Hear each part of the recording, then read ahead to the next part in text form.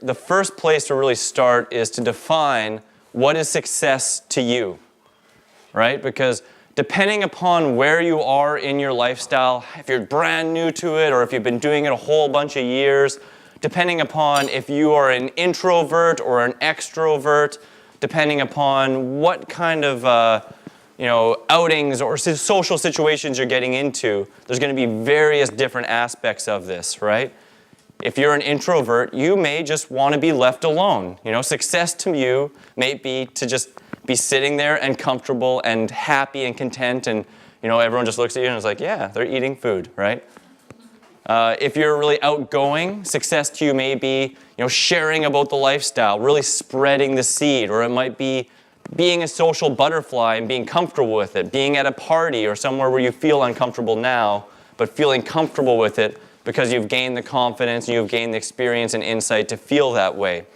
So I think it's really important to nail down where you are right now and what success is to you. How many people here, success is being that social butterfly, walking around, sharing the message? Hands up. Don't be afraid. So you want to be more successful in being confident to share the message, to be doing what you're doing and not feel anxious or funny about it. Is that correct?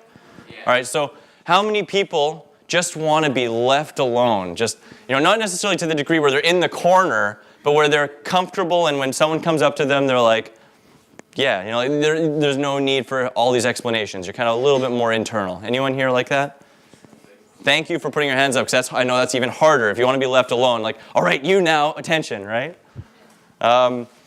I can honestly say that whatever the aspects that you're looking to improve upon, just like Ted talking about fitness, it's when you find play in it, when you find consistency in it, that it gets easier and easier and easier.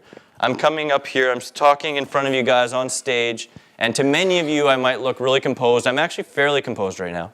But when I was in high school, I was that kid who, if the teacher said, Chris, stand up and say your name, I would want to cry. Like, I would turn beet red. I'd be so nervous and anxious and tense and tight.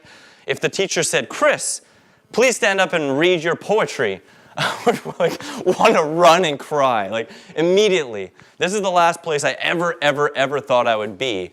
But passion, purpose, persistence, consistency, getting myself up here has led it to being easier and easier and easier. And that's the same thing with social issues around a raw food diet or social environments. If you get used to it, if you put yourself out there, if you stretch your comfort zone, specifically if you put a little bit of pressure on yourself, you're going to grow, right? That's how we grow. We put a little bit of pressure, we put a little bit of resistance against ourselves, and that's how we grow.